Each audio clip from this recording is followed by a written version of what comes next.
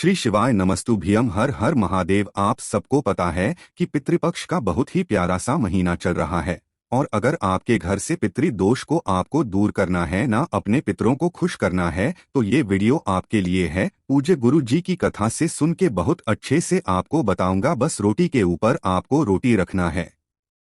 पितृ आपके खुश हो गए तो आपका पूरा परिवार हमेशा खुश रहेगा। कैसे करना है, क्या इसके फायदे हैं, पूरी बात बताऊंगा, सिर्फ सुनते जाएं। समझने की पूरी कोशिश करिएगा।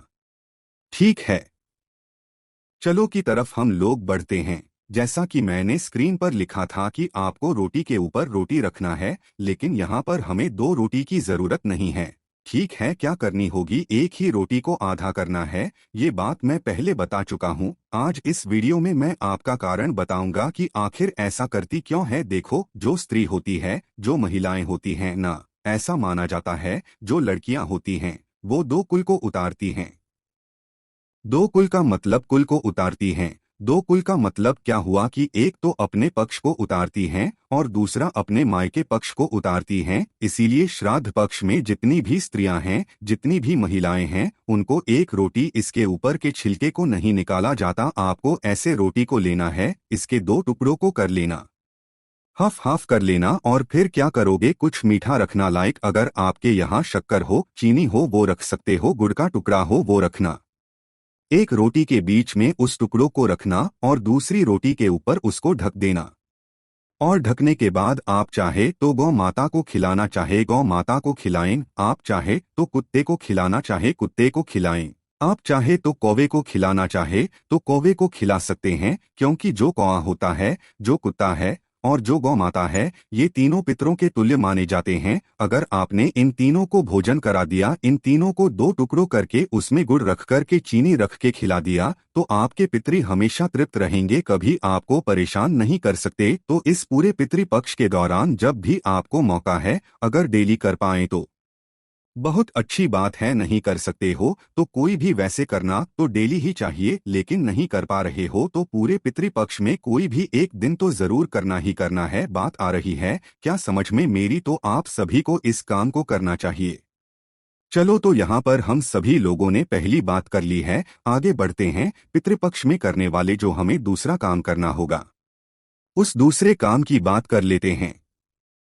ठीक है, इससे क्या होगा, क्योंकि भैया इससे क्या होगा, इससे हमारे घर में अगर लड़ाई झगड़े बहुत होते हैं, क्लेश मचता है ना, हमेशा आपस में लड़ाइयाँ होती है हर छोटी बातों को लेकर ना, तो आप सभी को इस उपाय को करना होगा। है ना, कल कौन सा दिन है? कल तो शनिवार का दिन है, लेकिन पूरे पितृपक्ष के दौरान कभी भी कर सकते हैं। स्क्रीन पर आपको गुड़ के टुकड़े दिख रहे हैं ना, तो हमें एक बड़ा सा गुड़ का टुकड़ा लेना है, छोटा सा नहीं, एक बड़ा सा गुड़ का टुकड़ा लेना है। अब इस गुड़ के टुकड़े के साथ हमें लेना होगा 2 शमी के पत्ते। क्या लोगे? 2 शमी के पत्ते। अब अगर जिन भी मेरे भाई बहन के पास शमी पत्र नहीं है तो बिल्कुल परेशान ना हो, पत्र की जगह पे 2 चावल के दाने भी ले सकते हैं।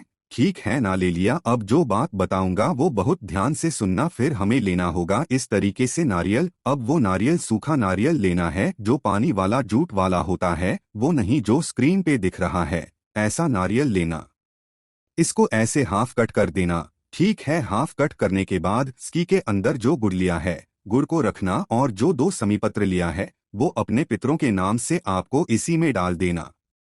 पूरे घर में जितने भी कमरे, जितने भी रूम्स होंगे आपके कमरे में, घर में, वहां पे हर घर में हर कमरों में घूम लेना है। एक बार घूमने के बाद लेके जाओगे और कहाँ पे जाओगे? किसी भी पीपल पेड़ के नीचे, किसी भी बेल पेड़ के नीचे, या फिर किसी वट वृक्ष के नीचे, जहाँ पे भी आपको मिल जाए आसानी से। पीपल का पेड़ हो, वट का पेड़ हो या फिर बेल का पेड़ हो, वहां जाएंगे। उसकी मिट्टी में आपको उस नारियल को दबा देना है। यहाँ पे समय की थोड़ी सी पाबंदी है, टाइम होना चाहिए सुबह 10 बजे करके 12 बजे के बीच में। इसके बीच में अगर कर ले गए तो ही करना, नहीं कर पाए किसी कारणवश तो अगले दिन ट्राई करना, कोशिश करना करने की। लेकिन सिर्फ और सिर्फ जो समय है हमारे पितरों का होता है वो सुबह 10 बजे से लेकर के और 12 बजे के बीच में। इन तीनों पेड़ के नीचे पितृ का वास माना जाता है। ठीक, तो समझ में आई बात? तो आप सभी को यह काम जरूर करना चाहिए है ना। 2 उपाय समझ में आ गए, आगे बढ़ते हैं इस वीडियो में। लेकिन अब मैं आपसे कुछ भी नहीं कहूँगा, सिर्फ मेरी फीस देके जाना है। फीस मेरी होगी कि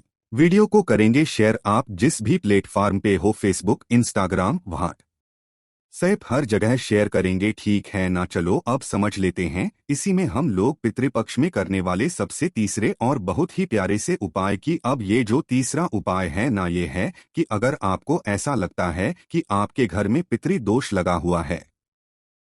कहोगे भैया पता कैसे चलेगा कि हमारे घर में पितृदोष लगा है? देखो, कई इसके मतलब ऐसे लक्षण होते हैं। सबसे पहला लक्षण है कि अगर आपके घर में हर छोटी को लेकर लड़ाई होती है तो ये होता है पितृदोष। अगर आपके घर से पैसे बहुत ज्यादा खर्च हुए हैं, बिना मतलब के पैसे हमेशा खर्च होते हैं, तो वो एक पितृदोष का लक्षण है। तीसरा, अगर कोई व्यक्ति हमेशा बीमार, हमेशा पड़ा ही रहता है, उसको दवा असर नहीं कर रही है, तो ये भी पितृ के लक्षण माने जाते हैं। अब समझते हैं कि इस दोष को दूर कैसे करोगे। इसके ऊपर आपको दूध दिख रहा है तो आप क्या करेंगे, छोटी सी कटोरी लेना, कोई भी गिलास लेना, उसमें आधा भरना दूध और आधा भरना, ठीक है ना, क्या भरोगे, आधा भरना दूध। लेकिन जो दूध लोगे वो गौ माता का कच्चा दूध होना चाहिए, कोई और दूध नहीं लेना। दूध पानी ले लिया और इसको फिर लेके चले जाओगे कहाँ पे, हमेशा जाना चाहिए पीपल पेड़ के नीचे। लेकिन पितृपक्ष के दौरान दूध और पानी के मिक्सचर को पूरे घर में घूमने के बाद कहाँ पे जाओगे, बेल पेड़ के नीचे। यहाँ पर भी समय की थोड़ी सी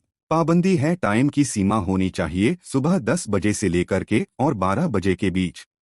अगर डेली कर सकते हैं बहुत अच्छी बात है, वेल एंड गुड है। नहीं कर सकते हैं तो आपको कोई भी एक दिन निर्धारित कर लो। पूरे पितृपक्ष के दौरान यह उपाय करना ही करना है। किसी भी तरीके से, कितना भी बड़ा आपको पितृदोष लगा होगा, आपके घर में लगा है, किसी को भी लगा है, वह सारा दूर हो जाएगा, ठीक है। लेकिन जब बेल पेंट के नीचे पहुंचोगे तो सबसे पहला काम करना होगा घी का दिया, लंबी बत्ती का जरूर लगाना। क्योंकि हमेशा आपको पता है कि 10 बजे से 12 बजे के बीच में पितृों का होता है। साथ ही साथ हमेशा निवास करती है माता लक्ष्मी बेल पेड़ के नीचे, तो उनके लिए तो सबसे पहले घी का दिया, लंबी बत्ती का लगाओगे। दूसरा, जो आप पानी और दूध का मिक्सचर लाए हो वो बेल पेड़ के नीचे, जो आपका फेस होना चाहिए साउथ डायरेक्शन, दक्षिण दिशा की तरफ फेस रखना, पितरों का स्मरण करना, ध्यान करना और पूरा का पूरा जल वहां पे गिरा देना। बात आई समझ में? तो आप सभी को पितृदोष को दूर करने के लिए, अगर आपको लगता है पितृदोष बहुत ज्यादा बढ़ गया है, इस उपाय को करना। ठीक 3 नियम समझ में आ गए।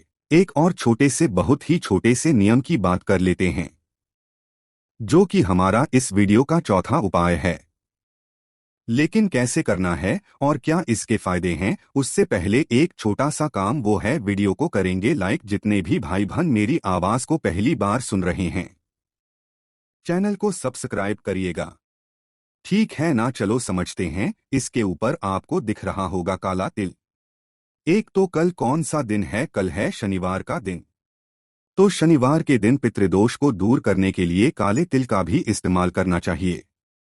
तो आपको बस एक चुटकी काला तिल, एक चुटकी काले तिल के साथ आपको लेना होगा हल्दी, है ना। अब हल्दी को जो लोगे, ये खड़ी हल्दी को पीस करके उसके बाद ऐसे पाउडर बनाना, ठीक है। पाउडर ले लिया और उसके बाद लेके चले जाओगे महादेव के शिवलिंग के पास में। सबसे पहले फेस रखोगे उत्तर दिशा, नॉर्थ डायरेक्शन। उपाय करेंगे जब महादेव के शिवलिंग के पास कोई सा भी, तो फेस हमेशा नॉर्थ डायरेक्शन ही रखेंगे, ठीक है ना। पहुंचे, सबसे पहला काम करेंगे काले तिल को महादेव के शिवलिंग के ऊपर समर्पित करेंगे और उसके बाद अपने हाथों से लेपन करेंगे। लेपन करने के बाद काफी लोग को डाउट होता है, भैया हल्दी तो महादेव के शिवलिंग के ऊपर नहीं चढ़ाई जाती। अगर आप हल्दी चढ़ा देते हैं तो बहुत अच्छी बात है, घबराने की कोई जरूरत नहीं है, क्योंकि यह आप पितरों को खुश कर रहे हैं, अपनी कामना के लिए कर रहे हैं। श्रंभेश्वर महादेव के नाम से काले तिल को हल्दी में मिलाकर के समर्पित करने से पितृ दोष तो दूर होता ही होता है, साथ ही साथ हमारी मनोकामना भी पूरी होती है। बट अगर आपको डाउट है कि भैया हल्दी हम नहीं चढ़ाएंगे, तो हल्दी मत चढ़ाना, सिर्फ आपको काला तेल चढ़ा देना और एक लोटा शुद्ध जल तांबे के लोटे से श्रंभेश्वर महादेव के नाम से समर्पित करना है ना। बात आई क्या समझ में? तो आप सभी को इन सभी उपाय में से जो आपको इजी लगता है, जो आपको आसान लगता है, कोई सा भी उपाय आप कर सकते हैं, है ना। कोशिश की अच्छा समझाने की। आप सभी को कुछ पूछना हो, नहीं समझ में आए, बिल्कुल परेशान ना हो, नीचे ज्वाइन का बटन है, वहां पे आप क्लिक करके हमसे बातें कर सकते हैं। कुछ पूछना हो तो नीचे कमेंट सेक्शन में पूछिएगा। जितने भी भाई बहन मेरी इस आवाज को बार सुन रहे हैं, अचानक से चैनल पे आ गए हैं, चैनल को सब्सक्राइब करेंगे और हाँ, वीडियो को लाइक तो जरूर करना ही करना है। श्री शिवाय नमस्तुभ्यम, हर हर महादेव।